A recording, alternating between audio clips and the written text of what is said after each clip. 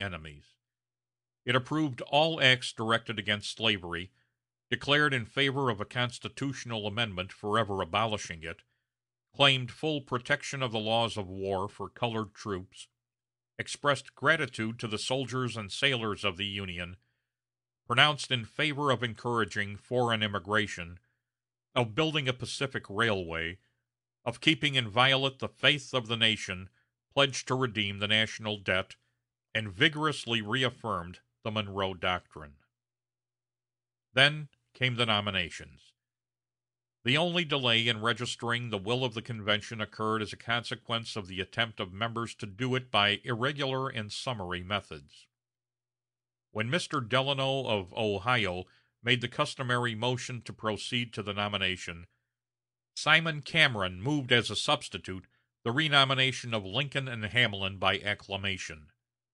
A long wrangle ensued on the motion to lay this substitute on the table, which was finally brought to an end by the cooler heads, who desired that whatever opposition to Mr. Lincoln there might be in the convention should have the fullest opportunity of expression.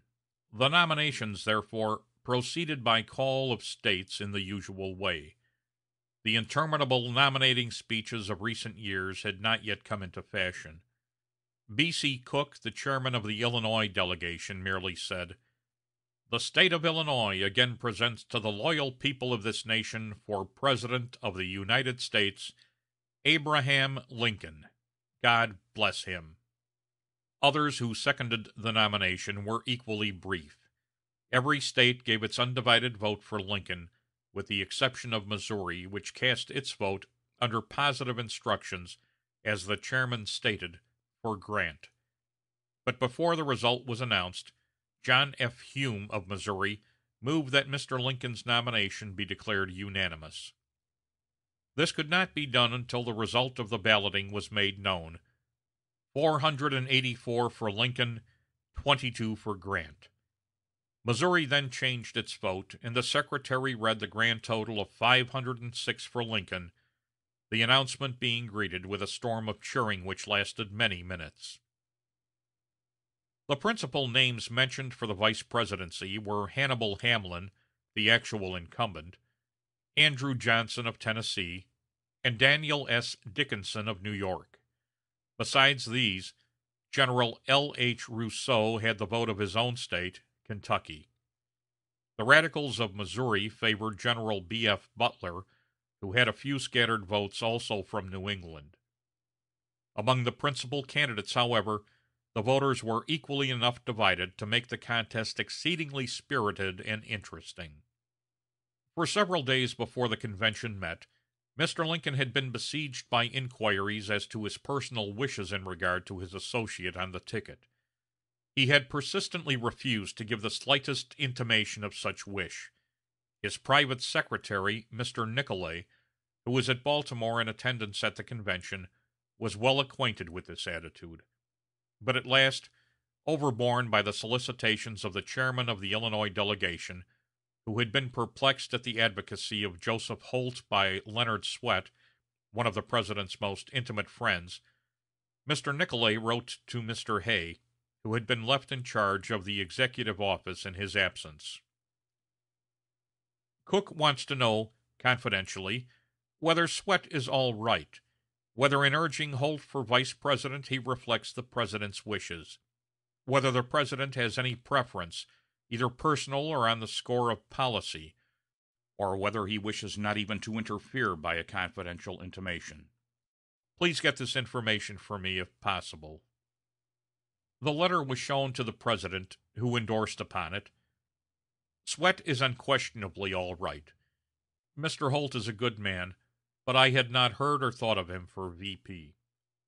Wish not to interfere about VP. Cannot interfere about platform. Convention must judge for itself. This positive and final instruction was sent at once to Mr. Nicolay, and by him communicated to the President's most intimate friends in the convention. It was therefore with minds absolutely untrammeled by even any knowledge of the President's wishes that the convention went about its work of selecting his associate on the ticket.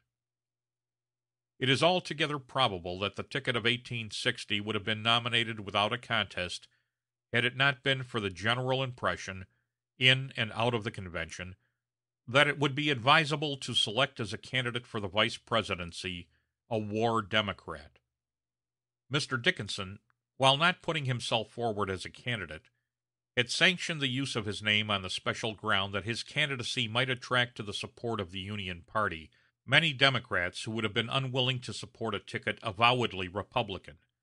But these considerations weighed with still greater force in favor of Mr. Johnson, who was not only a Democrat, but also a citizen of a slave state. The first ballot showed that Mr. Johnson had received 200 votes, Mr. Hamlin 150, and Mr. Dickinson 108, and before the result was announced, almost the whole convention turned their votes to Johnson, whereupon his nomination was declared unanimous. The work was so quickly done that Mr. Lincoln received notice of the action of the convention only a few minutes after the telegram announcing his own renomination had reached him.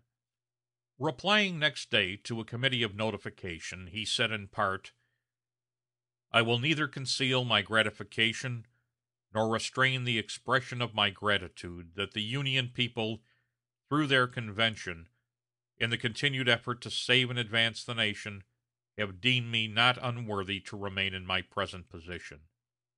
I know no reason to doubt that I shall accept the nomination tendered, and yet perhaps I should not declare definitely before reading and considering what is called the platform. I will say now, however, I approve the declaration in favor of so amending the Constitution as to prohibit slavery throughout the nation.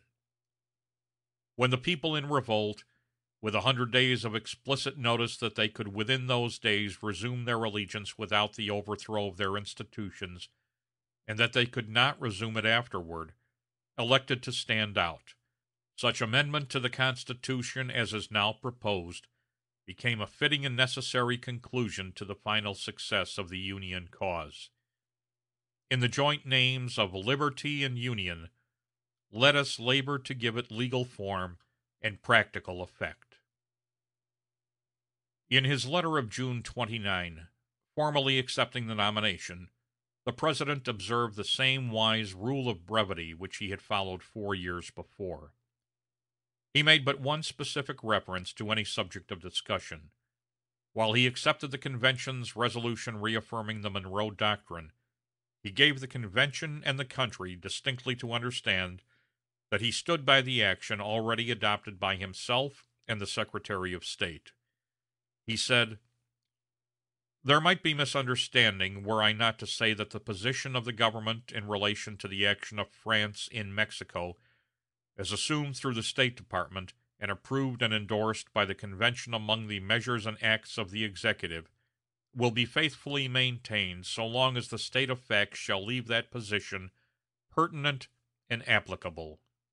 This resolution, which was, in truth, a more vigorous assertion of the Monroe Doctrine than the author of that famous tenet ever dreamed of making, had been introduced in the convention by the radicals as a covert censure of Mr. Lincoln's attitude toward the French invasion of our sister republic, but through skillful wording of the platform had been turned by his friends into an endorsement of the administration.